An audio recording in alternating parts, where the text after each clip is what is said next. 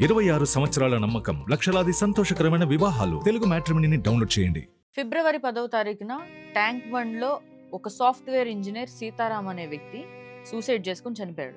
ఆ చనిపోయిన సమయంలో అతను ఒంటి మీద తన భార్య ఫోన్ని మాత్రం ఆ వాటర్లో పడిపోయినా ఏం కాకుండా, ఆ డేటా ఎక్కడ మిస్ అవ్వకుండా, ఆ ఇన్ఫర్మేషన్ అంతా సేవ్ అయ్యేట్టుగా దాన్ని చాలా జాగ్రత్తగా పెట్టి మరి తన ఒంటికి ఎక్కడ ఆ నీళ్లలో నానిపోతే ఏదైనా అవుతుందేమో అన్న భయంతో కూడా దాన్ని జాగ్రత్తగా సేవ్ చేసి ఒక కవర్లో పెట్టి కట్టుకొని మరి సూసైడ్ చేసుకొని చనిపోయాడు. చనిపోయే 2 రోజుల ముందు కూడా 19 పేజీల సూసైడ్ నోటు, ఇప్పుడు ఏదైతే మనకి సోషల్ మీడియాలో వైరల్ అవుతుందో ఆ 19 పేజీల సూసైడ్ నోట్ రాశాడు. ఆ సూసైడ్ నోట్ లో ఏముంది, అతను పెళ్ళైన దగ్గర నుంచి అతని జీవితం ఎలా ఉంది, అతను ఏమేమి ఆస్తులు పోగేశాడు, ఏమేమి కొన్నాడు, తన కుటుంబం కోసం ఏమేమి చేశాడు, తన పిల్లల కోసం ఏమేమి చేశాడు, తన కుటుంబంతో ఎలాంటి గొడవలు జరిగాయి, ఎందువల్ల జరిగాయి, ఇవన్నీ కూడా ఎక్స్ప్లెయిన్ చేస్తూ ఒక సూసైడ్ నోట్ రాశాడు. ఈ సూసైడ్ నోట్ లో కీలకమైన విషయం ఏంటంటే, తను చనిపోవడానికి కారణమైన తన భార్యకున్న అఫైర్స్, ఏవైతే అఫైర్స్ ఉన్నాయో, ఎంతకాలం అయితే ఆ అఫైర్స్ కొనసాగాయో, ఆ డ్యూరేషన్ ఎన్నిసార్లు అయితే వాళ్ళు కలిశారో, ఎక్కడెక్కడ కలిశారో ఆ ఇన్ఫర్మేషన్ కూడా ఆ సూసైడ్ నోట్ లో రాయడం జరిగింది. అయితే ఇక్కడ తన భార్య చేసిన పనులు ఇతనేమి స్పై చేసి కనుక్కున్నవి కాదు. ఎలా బయటకు వచ్చాయంటే, తన భార్య ఎవరు, రమణ అనే వ్యక్తితో చేసిన న్యూడ్ కాల్స్, కొన్ని అసభ్యకరమైన వీడియోలు అవ్వచ్చు, శృంగార వీడియోలు, అవన్నీ కూడా ఇన్స్టాగ్రామ్ పేజ్లో పోస్ట్ చేశాడు. 8 గంటల సమయంలో, పోస్ట్ చేసిన 8 గంటల సమయంలో 2260 మంది ఆ వీడియోని చూశారు. మనిషి అన్నాడు ఎవడని తట్టుకుంటాడు అసలు? తన భార్య ఇంకొక వ్యక్తితో శృంగారంలో పాల్గొంటున్న వీడియోస్ 2260 మంది చూశారు అన్న విషయాన్ని ఏ మగాడైనా తీసుకోగలుగుతాడా?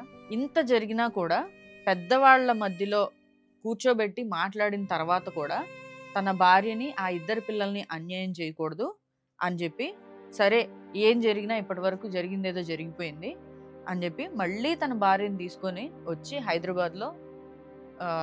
హైదరాబాద్లో మళ్ళీ స్టార్ట్ చేశారు లివింగ్. వీళ్ళిద్దరు లివింగ్ స్టార్ట్ చేశారు. ఎన్ని విషయాలు తన మనసులో ఉన్నప్పటికీ, ఎంత బాధపడుతున్నప్పటికీ కూడా ఈ విషయాన్ని ఇంకా అక్కడితో మర్చిపోదాం అని చెప్పి డిసైడ్ అయ్యి ఎప్పటిలాగానే నార్మల్గా సినిమాలకి, షికార్లకి తిరుగుతున్నారు. నార్మల్గానే తనకు కావాల్సినవన్నీ చేస్తున్నాడు. పిల్లల సేవింగ్స్ ప్లాన్స్ ఇవన్నీ కూడా చేసుకుంటూనే వచ్చాడు. ఎక్కడా కూడా ఏమీ తక్కువ చేయలేదు అప్పటికి కూడా.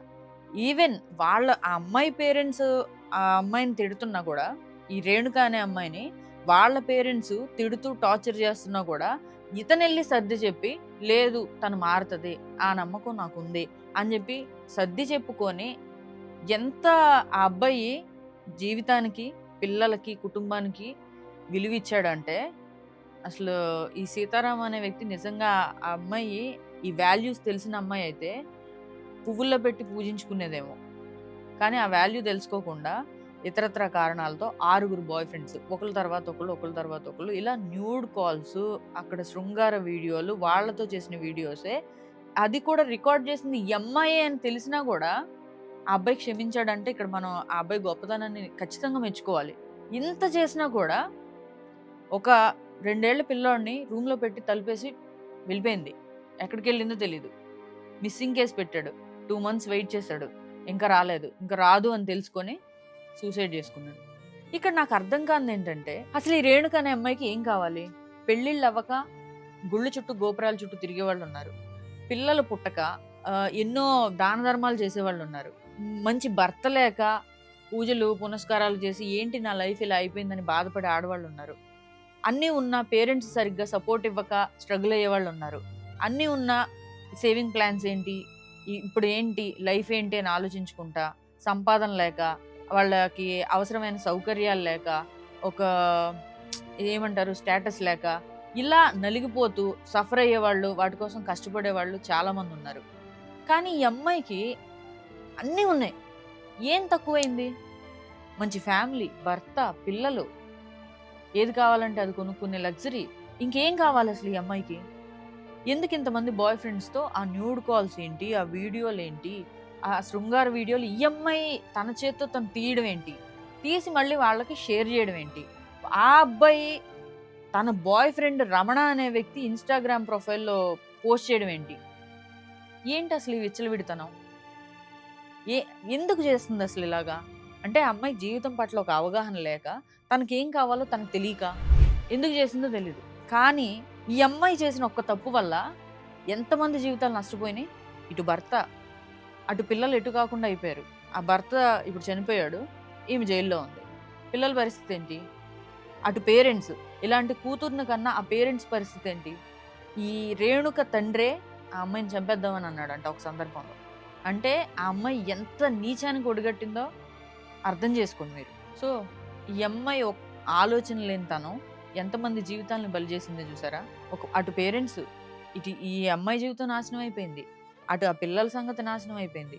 ఈ బాయ్ ఫ్రెండ్స్ ఏంటి? పెళ్ళయ్యి 2 పిల్లలు ఉన్న తర్వాత బాయ్ ఫ్రెండ్స్ ఏంటి? వాళ్ళతో కాల్స్ ఏంటి? ఆ శృంగార వీడియోలేంటి? మల్టిపుల్ అఫైర్స్ ఏంటి? ఈ ఆలోచన లేని తనంతో తన ఒక్క జీవితాన్నే కాక తన చుట్టూ ఉన్న వాళ్ళ జీవితాలు కూడా నాశనం చేసేసింది. మొత్తం పరువంతా మంటగలిసిపోయేలాగా బంగారం లాంటి భర్త తనెన్ని తప్పులు చేసినా ఒక తండ్రి స్థానంలో ఉండి అప్పటి వరకు ఓర్చుకున్న భర్తకు కూడా అంత రెస్పాన్సిబిలిటీ తీసుకొని కుటుంబం పట్ల అంత శ్రద్ధతో ఇవన్నీ అరేంజ్ చేసిన భర్తనే ఆఖరికి పోగొట్టుకొని చాలా పెద్ద తప్పు చేసింది. ఇప్పుడు ఆ అమ్మాయి పరిస్థితి ఏంటి? జైలుకి వెళ్ళి చిప్పకూడు తింటుంది. అందుకే భగవంతుడు అందరినీ టెస్ట్ చేస్తాడంట. వాళ్ళకి కావాల్సినవి అన్నీ ఇస్తాడు. అది నిలబెట్టుకోవడం కూడా తెలియాలి, తెలిసి ఉండాలి. ఈ వీడియో మీద మీ అభిప్రాయం కూడా కామెంట్ చేయండి.